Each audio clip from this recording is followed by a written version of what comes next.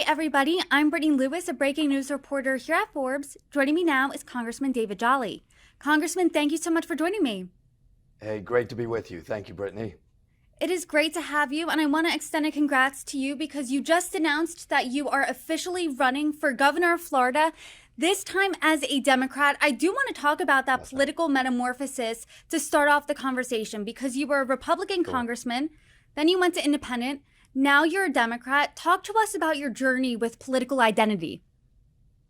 Yeah, I appreciate that. I was a Republican member of Congress about 10 years ago. I had been a Bush 41 Republican, if you'll call it that. As a Republican, I supported marriage equality, climate science, gun control. I joke Republicans didn't want me, but Democrats didn't need me.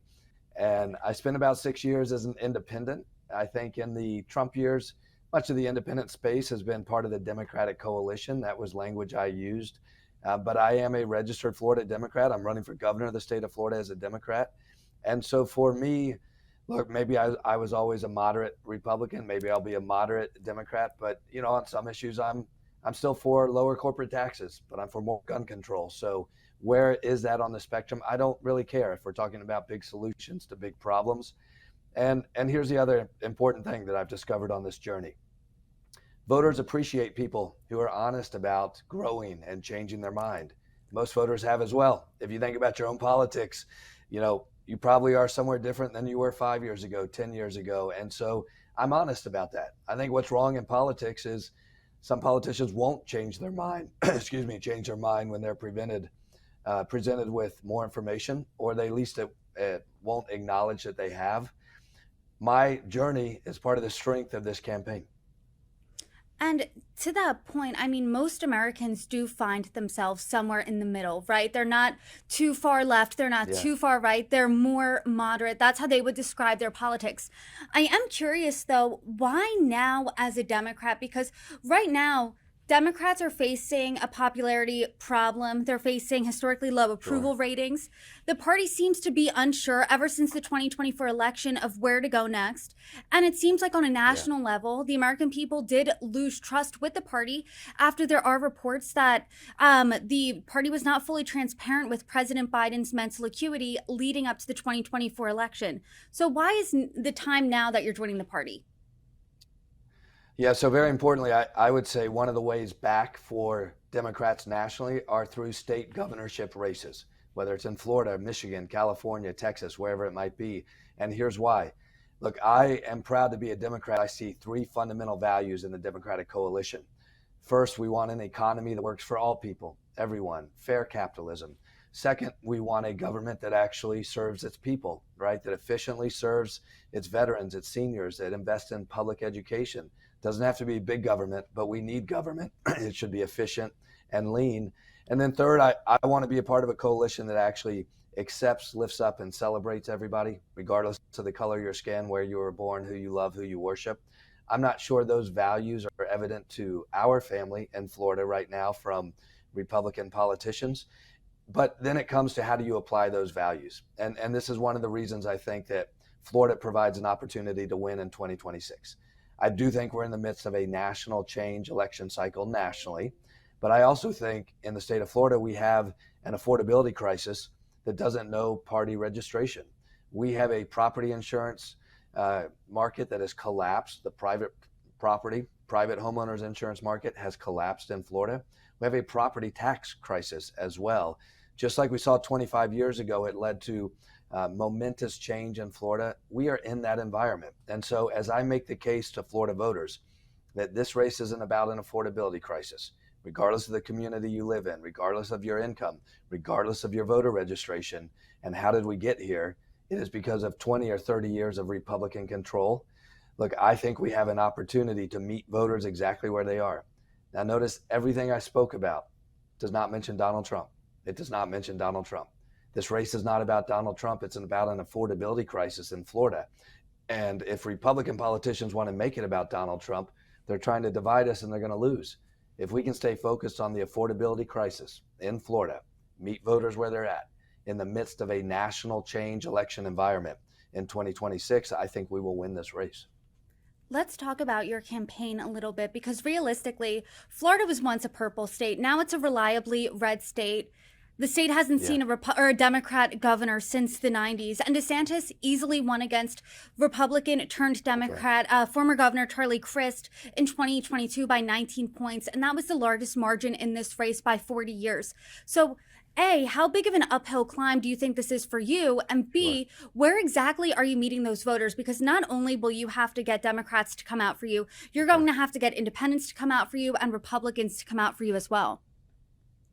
That's right. It is a big climb. Now, I would point out that 2 years later, this last election, that delta had dropped to 14 points in Donald Trump and Rick Scott's race.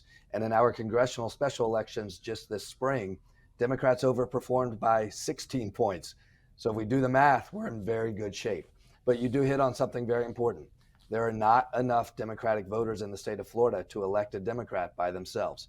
We have to be a party that builds coalition with independents and with Republicans.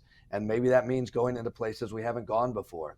Personally, I was raised a preacher's kid. I consider my faith very important to me, not to proselytize it or bring it into the public square, but we have to speak to the faith community about why our values, about lifting everyone up, about an economy for all people, better resonate with the teachings of faith, whatever faith that is, the basics of it. I think we have to talk to gun owners and say, gun owners aren't the problem, but our gun laws are. And if we strengthen our gun laws, we're going to protect your kids just like ours.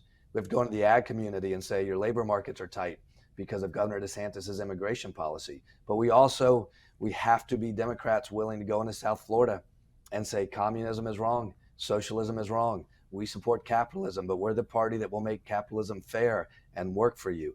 We have to be able to denounce the dictators that people have fled from while lifting up the people. Maybe that looks and feels a little differently than a Democrat, but if we do that, we will build coalition with people, again, singularly focused on state issues. We have an affordability crisis that we have to solve. I think we need a property insurance catastrophic fund in the state of Florida. I think we need full property tax reform, not just nibble at the edges with a cut, rebalance how we keep seniors in their homes while we provide relief to let first-time home buyers move in. We need to invest in public education. Those are kind of big city mayor type issues. And if we are a governor that's able to talk about those issues, we will bring along plenty of independents and Democrats to win. Excuse me. Only 40% of Florida are registered Republicans, and we will get 10 to 12% of Republicans. I'm confident of that. There are plenty of voters to be a part of this coalition. I find it interesting that you said earlier in this conversation, and when you're talking about your campaign a bit there, you didn't mention President Trump not once. And No. Congressman Byron Donalds, who is the governor in this race, or Yeah. the candidate in this race running for governor, who was endorsed by Donald Trump, he said Florida is Trump country. And Florida, for the past couple of years, really in some instances has been ground zero for hard right policies as well as culture war issues that were helmed by Governor DeSantis. Do you think there's an appetite in your state to move away from that? This race isn't about Donald Trump. If we're talking about Donald Trump, we're going to lose. And I think when it comes to Byron Donalds, we should ask, why are you not for cutting property insurance by 50 or 60% by having a cap fund? Why are you not for investing in and saving public education in the state of Florida? Why are you for culture wars that try to marginalize people based on the color of their skin, who they love, or who they worship? I think there's a lot that Byron Donalds would have to defend in a conversation with voters. Note that he turned around and attacked me for trying to talk about those issues and tried to bring Nancy Pelosi, Chuck Schumer, Donald Trump into this race. What it tells me is Byron Donalds is not a serious candidate for governor in the state of Florida, because a gubernatorial candidate is asking for stewardship of the state to solve our problems on behalf of a coalition. If Byron Donalds wants to make this race about Donald Trump, God bless you. You go do that. You talk to voters about that and see how that turns out. I'm talking about an affordability crisis every single day during this campaign. Talk to us a little more about that affordability crisis, because I live in New York, and especially at the beginning of the pandemic, I noticed that a lot of people were leaving New York and going to Florida because they thought, hey, it's a lot cheaper, the weather's better, and it's cheaper to live here, and it's nicer outside. But you're saying there's a real affordability crisis right now in your state. Oh, there is. How so, and what are you going to do to fix it? Look, the trend line of people exiting the state is now continuing to go up because, look, there are some market conditions a governor can't control. I've been out of politics long enough to be honest, right? To tell the truth. There are market conditions we can't control. The Fed controls interest rates. We can't control that. There is the issue of supply and demand, too much growth. Now, we haven't managed growth in the state of Florida, but we've also allowed the property insurance market and the property tax system in Florida to become the number one driver of that, take that collectively, the number one driver of lack of affordability. You see people leaving because of those issues.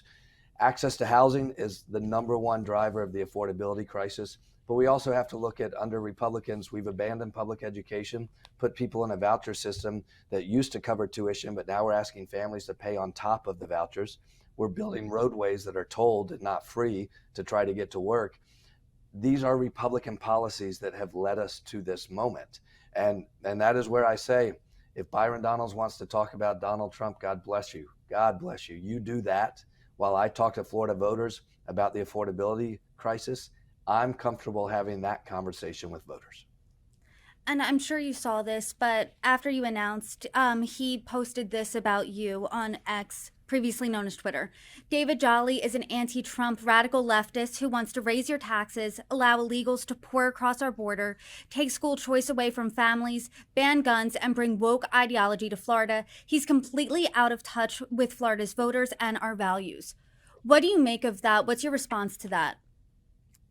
I don't think Byron Donalds believes what Byron Donalds just said. I don't find him to be a serious candidate. It's why he won't win. And it's why Ron DeSantis and state Republicans are looking for any other candidate except for Byron Donalds. Look, what Byron Donalds did not mention there is that I want to cut people's property insurance by 50 or 60%. He didn't offer a plan to do that. I want to provide property tax reform and relief to first-time home buyers, not just nibbling around the edges at the actual tax rate. I actually think we should invest in public education because Republicans have abandoned it in Florida, and we have excellence in education only out of the sheer will of our teachers and our administrators and their love for students. But here's another thing I'd like to talk about. We need to shame Republicans who continue to conflate immigration and crime in states like Florida. Our leaders, our Republican leaders, I don't believe this reflects the full heart of the Republican Party, but they are attacking communities, immigrant communities, and then looking for crime. Democrats need to be the party that says we'll fight crime, but we're not going to fight communities, because what we are seeing reflects the wrong value set in the state of Florida. And so I say whether you were born here, whether you immigrated here, or whether you're a politician who breaks the law or steals money from the Medicaid program, we're going to be the party that investigates you and holds you accountable. Nothing Byron Donalds said in response to our candidacy shows that he is prepared to govern. What it shows is that he's scared and he's not confident in having this conversation with voters. I don't care about the dirty politics that get played in a cycle. That will happen this race. But I'm a candidate on behalf of a coalition of people demanding change with solutions to the affordability crisis. We've yet to hear a single solution from Byron Donalds because he doesn't have one.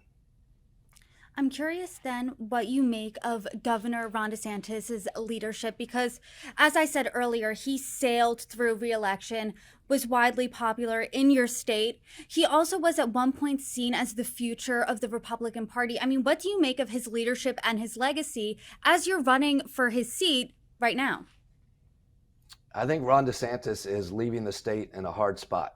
One, there's going to be a fiscal cliff with our state budget coming up. He did not manage growth sufficiently, so now Florida's become a home for the rich and the reckless. And he launched culture wars that have divided us and marginalized us, and I think that is wrong.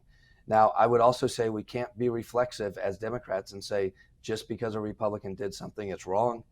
Our Republican Senate president right now wants to invest $200 million in a rural renaissance, last mile corridors of healthcare, transportation, education in some of our most disadvantaged counties.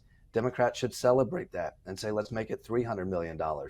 But I'm afraid what Ron DeSantis has left us is an economic crisis, an affordability crisis where, Florida is just a home for the rich and the reckless. I want to make it a home for all of us. And by the way, as we do that, everyone is going to be lifted up and celebrated. We are going to be a community of people who respect each other and bring dignity back to each other. That's not the legacy of Ron DeSantis. It's time for a change. I know that you literally just jumped into this race, but what's next for you in this campaign? Yeah. We are going everywhere in every community across the state of Florida. This is the home of MAGA. There will be financial resources for Republicans that we will never compete with. They will outspend us 2-1.